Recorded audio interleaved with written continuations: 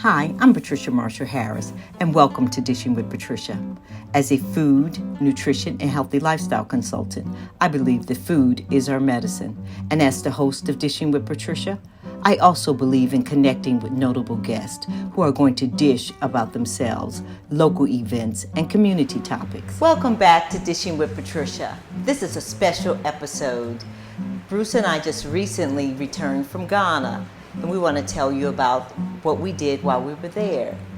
Welcome to Dishing with Patricia. You were my first guest. Yes. So tell me, why did we go to Ghana? We went to Ghana for a number of reasons. We initially went to Ghana in 2016, but we went there to be engaged in the distribution of free bicycles to kids who were living in rural areas and who were economically disadvantaged. So we found out that those kids had to walk often 15 to 20 miles a day to get back and forth to school. Okay. And so we figured there must be something we could do with a bike, and that would help them to get to where they wanted to be. We decided we wanted to go to Ghana because of the Philadelphia connection. Yes. Kwame Nkrumah, who was the first head of state in Ghana, who came to school in Philadelphia and went to Lincoln University. And then from there he went to the University of Pennsylvania. When he went back to Ghana, he started talking about decolonization and met with a lot of people in Ghana and in Ethiopia, and they decided that they'd move forward and do that. And we liked that. We thought that was important to do, and we wanted to be in a place where that kind of spirit existed. The people that we talked to in the free bicycle industry, which is a big industry, there are people all over the country and all over the world. But those people told us they didn't want us to go to Ghana because they didn't have connections there. They wanted us to go to Sierra Leone and all these other places. And we said, no, we're not going to Sierra Leone, we're going to Ghana. We have our own reasons for doing that. Yes. And we wound up going there. We didn't know anybody in the country as a whole. But we felt that given what we knew about the country and its leadership, there would be people there who would understand what we were trying to do. And the history. That's right. And so that's why we went, and we've enjoyed it. Why did you decide to go in October? What was so special that required, first of all, it was the first visit post-COVID. So tell me about that visit. And we had two major reasons for going. Okay. One was we were going to have our quarterly board meeting of our foundation, which is based in Ghana, and it's called the Collaboration for IT and Communications Excellence. So we hadn't had face-to-face meetings since the outbreak of COVID, and this was important for us to come and have a meeting with very important issues, and we wanted to be face-to-face. The other thing was that we wanted to go up to a place called Wa, a district in the Upper West region, which is right on the northern border of Ghana. Went to Wa, and it was a great visit. We met some good people, and we gave out laptops. We gave out HP, as a matter of fact, laptops, and they loved it. It was a great experience for us, and they seemed to enjoy it. We were very well received there and in Accra. We landed in Ghana post-COVID. Tell me what happened. We get off the plane in Kotoka Airport. Yes. And it's Kotoka International Airport. Yes. It's one of the biggest and safest airports in the African continent. So we were glad to be there. And when we got off and walked out to the main reception area where people meet the people who are flying, there were a lot of men standing around who were wearing traditional garb. And I guess I didn't know what was going on, and they walked up to me, and I guess it was a part of the first steps towards the installment. You were being installed? That's what they call the chief making process. So we walk out, and these guys come out, and they put a necklace over my neck, and they give me this bracelet, and I didn't know that it was going to happen, but I said to myself, well, I guess this is what they do. So why when you're did they gonna be choose installed. you to become a chief, to be installed? Well, I think it was because of the length of time we've spent in Ghana, and we gave out 500 bicycles to poor kids, and then we moved right from that into incorporating our foundation also in Ghana. It was originally incorporated in Pennsylvania as an NGO. And then when we moved to getting the incorporation in Ghana, I guess they got the impression that we were going to be there for a while and we were serious about our commitment. And so they asked me if I would be willing to participate in the installment process. So how do you feel about that? I feel honored. I feel humbled about it. It's, you know, you go to a place like Ghana and you don't go to get things for yourself. You go there to make contributions to the people, you know, if your heart is in the right place. Right. And that's why we went. We went for the children, we went for education, we went for computers this second time around. It was really a good experience to be there. I enjoyed it immensely. How did you feel about being honored? We know that you recently had become, you were given an honorary doctorate degree, so that was an honor. But to be honored with giving the, to become a chief, how did you feel about that? I felt that I was learning a great deal about the country that I hadn't been exposed to before.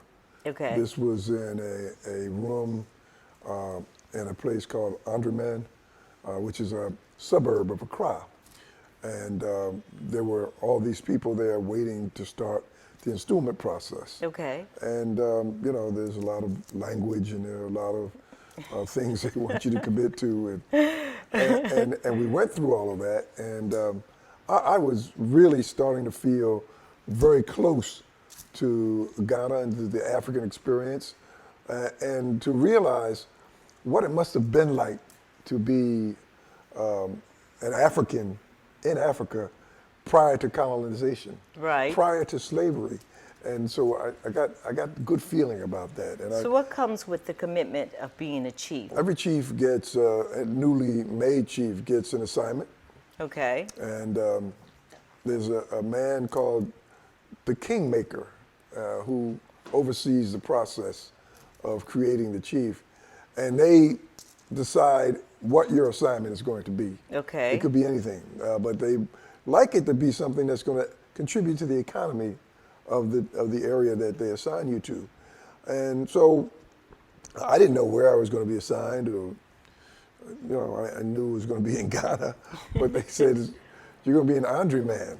The reason that we're going now back and forth is to expand the knowledge of IT and communications to the children. Back in 2003, 2005, the government of Ghana decided they would get involved with ICT and make sure this was on the agenda and on the curriculum of all the schools, Yes. public schools.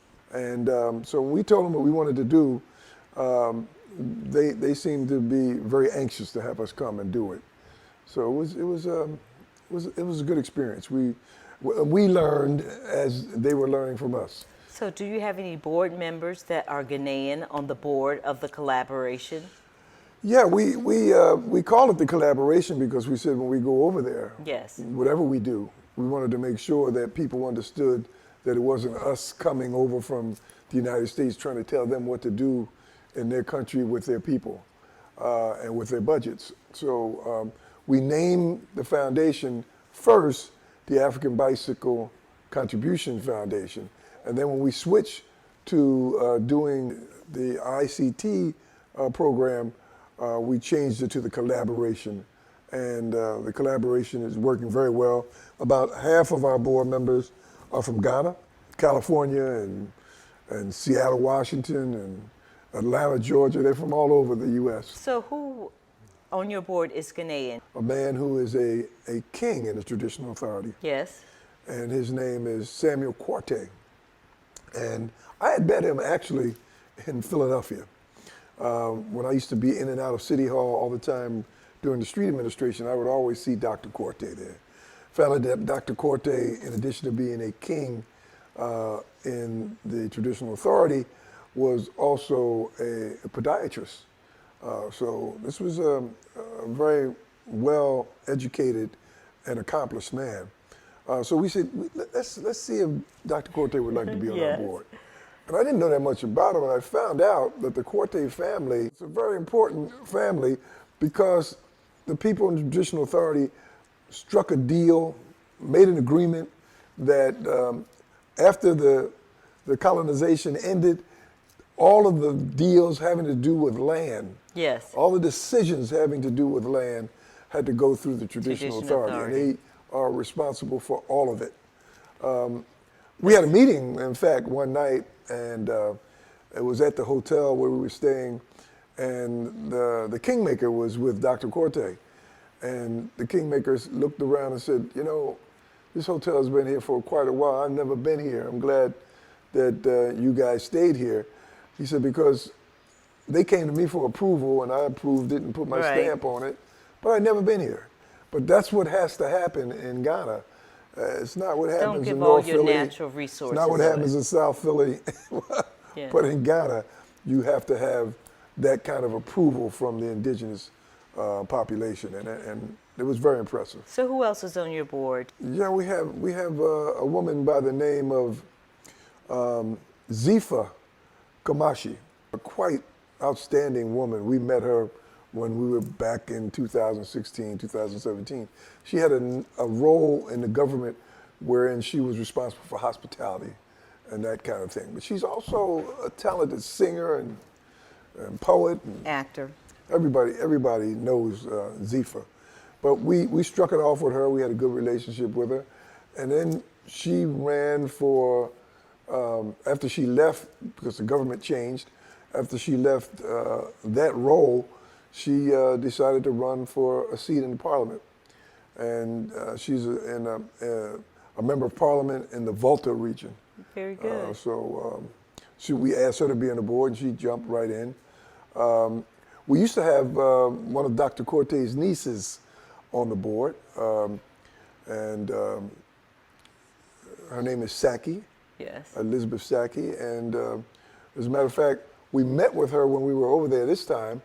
She's now the mayor of the city of Accra.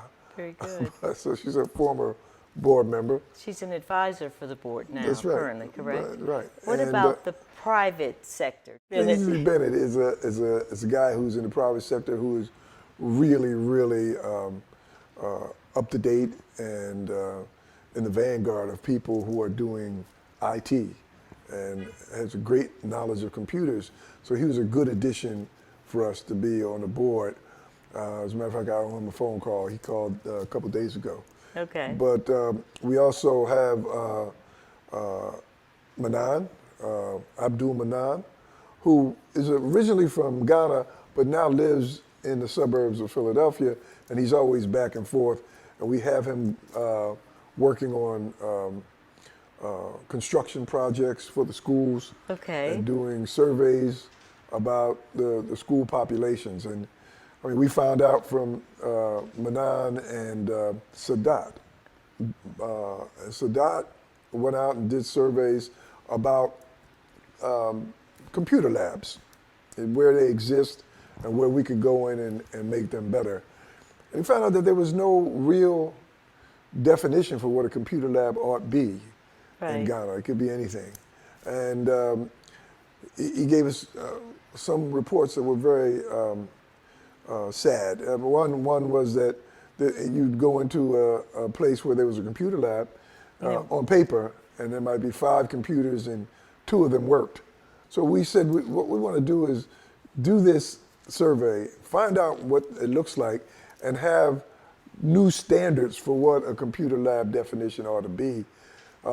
We talked about having assurance that the schools have electricity and they have internet access. All these things are part of what we're doing. We also talked about doing an extension of the program that the government has to create certified IT instructors, because they're never going to be enough, but we're going to Is that going to be part of your requirement moving forward, that the schools have to have certified IT teachers? Yeah, they've got to have certified IT teachers. I mean, there are a lot of schools where they have curriculums which include IT, going back to 2005 and those years. And there are no computers in the school. And the teachers, who are probably not certified, have been known to teach computer knowledge on a blackboard with a piece of chalk. And they draw a computer, and the kids say, okay, I guess that's a computer. and so when we went, for example, when we went to WA this time, the kids were delighted to be able to put their hands on a computer right. and see how it works. The sad thing is that when they graduate from junior high school and say they had courses in computer knowledge, they have to take a graduation test called the BECE. And that test requires that you know every aspect of the layout of the computer, and these kids have not seen it. When you experienced that you saw these children come and see a computer for the first time, did that just give me Made me feel like we were closing a loop. I mean, because we talked about this theoretically a couple years ago and said we were going to do this, we were going to move forward. But then we got to these places and saw, having done the research, having gotten a sense of what ought to be done that had not been done, right. That was very encouraging for us to see the looks on the kids' faces, to hear that the administrators in the school were open and anxious. We had, when we did our distribution, we had the regional director of GES, the Ghana Education Service, yes. Who was there, and he helped us to make the distributions. But during this trip, you also had a fundraiser, really a recognition so that people could understand who the foundation was, what you were about. You had family there. How did you feel about introducing your family and friends to Ghana? Well, they had a ball. They had no concept of what Africa was about, you know, to have them come and see what was going on, to see how we were making some inroads as a foundation in advancing the kids who live there. It was very good. And they had also an opportunity to have some little downtime. And in the downtime, they went on a walking safari. And they said they saw an elephant. I said, what did you do?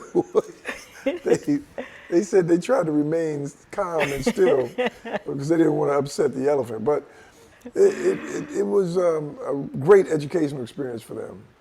My son was there, his wife. They came. My son works for Google, and his wife works for Apple, and we need them to be involved in what we're doing with IT. So I just didn't ask you to be on this on my podcast to talk about the collaboration only. I wanted to hear about your personal experience, why Africa is important to you, and why it was important to have your family and your friends there during this ceremonial time. It was moving, it was touching, but it just reconfirmed why you chose to go back to Africa, while the foundation is there. I went to South Africa years ago, wanted to be back in Ghana again, been to Ghana several times, but I really had looked at the DNA programs that they have, and I found out that my people came from Ghana, and they came from Nigeria. We also know that a significant percentage of the people who were brought to the U.S. and brought to South America and Caribbean as slaves came from Ghana. And in fact, when you go to Ghana, you can go to a place called Cape Coast. And Cape Coast is a place where the ships would ride to the port, and they had the slaves, the newly captured slaves, in cells. One would be the cell for the men's slaves, one would be for the women's slaves, and then they would walk through this door. And these people had no idea where they were going. They maybe thought they were going on a trip, a boat out here, maybe, you know, maybe I'll go up to Nigeria, I have no idea. But eventually they understood it to be the door of no return. You are not coming back. And I'm thinking that many of my not traceable yet ancestors were probably going through the door of no return, and it was important to be there and see that it was real, and it's something that we all should know. In a few moments, I'm going to talk about the recipes that I learned and the foods that I experienced in Ghana and why it's important to me. Whenever I travel, I try to find out about the foods, the culture, what's behind the ingredients. So give us a few moments and I'll be back.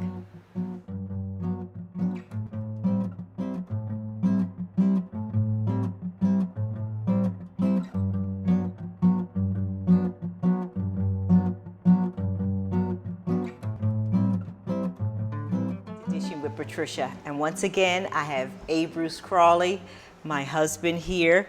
We're now going to talk about food. We were earlier talking about our trip to Ghana. A trip to Ghana without talking about food, it doesn't happen. And our favorite restaurant is Asmira. When you go to Ghana, you have to experience Asmira. So Bruce, tell me about your food experience when we go to Ghana. Well, I like Asmira too. Asmira is a buffet style. Yes. But it's also soul food. Yes, yes, it does remind you of that, doesn't it? But it's Ghanaian soul food. Yes. And so you go around and you take your plate and you got to ask people what you're scooping onto your plate because you don't recognize it.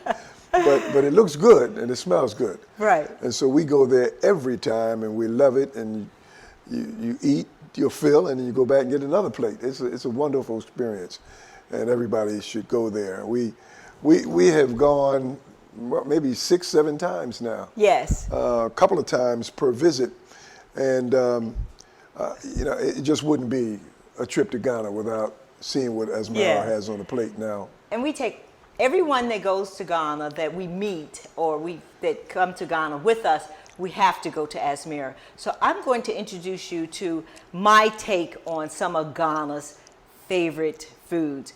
This is a hibiscus tea, sobolo. This is my first time making it. However, I always have this tea when I'm in Ghana. You can find the nutritional value on ClassyEssentialNutrition.com. All of the dishes that I'm going to make today will be on my website. So please take a moment to go on my website, check out all the other things that I've been talking about. But today I'm going to start specifically with jollof rice, my take on jollof rice. I've read bunches of recipes. I've seen people say, everybody does it this way, some folks do it that way, but I'm going to introduce you to how I do it. You should always start a skillet with warm oil, hot oil. Never start a skillet with cold oil. So I'm going to put in some onions. I'm going to turn the heat up just a little bit too. I'm going to add in some garlic. And I'm sorry, this is ginger. This is some minced ginger. This is tomato paste. We're going to just let this swirl around and let it do its thing. And this is a bay leaf. And I'm going to add some salt and pepper in just a few moments. But for right now, we're going to just leave this here and allow it to cook. But in the meantime, I'm going to put in a habanero. Be careful with habanero. Habaneros are extremely hot. When you're using a habanero, be careful the oils would secrete on your hands. Don't put your hands in your face or your eyes. It's not going to be a good thing. And always, I take the seeds out. So here's a habanero. Here's red peppers. The ingredients, the amount of the ingredients is on my website. So this is like let's say a cup or so of a red bell pepper. This is now some chopped onions that I'm adding in here. And this is some diced tomatoes. So I'm going to put this in this blender, and I'm going to blend it for a moment, and then I'll come back to it. Wherever you go in Ghana, there's always jollof rice. So Bruce, if we've come home, he says, "Can you do some jollof rice?" I say, I think I can pull that off, and I think I'm pretty good at what I do. Tell us about this grilled seafood platter that you fell in love with while we were there. It was grilled seafood, and it was one of just about every major category of seafood you would like. It was lobster, it was shrimp, it was There was 2 or 3 different kinds of fish. It was shellfish, crabs, and also clams. So it was a good dish, and it's addictive. Get to the point where I go to the place where they serve it, and they say, grilled seafood, right? Yeah, I guess I do want that. So it's great. But I wanted to ask you a question while you're doing this. Yes. You were talking about jollof rice. The jollof rice is really prepared in virtually every West African country. Right. Nigeria does it. I guess Togo does it. The people in Cote d'Ivoire do it. And there's a running debate as to who does it the best. Have you heard anything about the resolution of that debate? No, I mean, because every recipe, you make it your own. You start off with the basics, and then you incorporate different seasonings, how you cook it, what rice you should use, what broth you should use. Everyone has their own take on it. After you finish tasting mine today, I'm hoping you'll tell me what your take is. Oh, I'll tell you, definitely. Oh, you're going to tell me? Okay. I think you're going to love it. I think everyone's going to be surprised because my take is a little different. But when I was making this, it reminded me of the basics of how you start a paella. Because you build on the ingredients. And that's how I think that you should build on. Whenever you're cooking, your food should have layer. The moment you taste it, you should taste one taste. Then when you swallow it, there's another. And when you finish, you was like, oh yeah. So there's adding layers in your food. But I'm just stirring this right here. This is the onions and the salt and pepper. I've put paprika. I've put a little Jamaican curry powder. But you can follow this recipe on my site, as I just said a few minutes ago. So what I'm going to do is I'm going to turn this off. So this is an induction. The moment I pick the skillet up, it turns off. So I'm going to put this has now been pureed. This is the tomatoes, the diced tomatoes. I used roasted diced tomatoes. Add in the cooked ingredients with the blended ingredients. I'm going to add the rice, but guess what I'm going to do? I'm going to bake mine. I'm not going to put it on top of the stove. I'm going to bake it. So I'm going to mix the rice, but what I want you to do is I'm mixing mine in a bowl. If I had a larger saucepan, I would put this back in the saucepan and boil it. Allow it to boil, then I would put it in a casserole dish or a Dutch oven, whichever you have at your home. So this is a casserole dish. You can fix rice in an oven. Regular rice, 350 degrees, 45 minutes. Fluffy, no soggy rice. My mother used to make you do rice over if it was sticky. So this is a perfect way to fix your rice. And if you have rice, if it says 2 cups, put 1 3/4 cups. Because it's going to continue to cook with the lid on and the steam that is there. So I want you to look at this.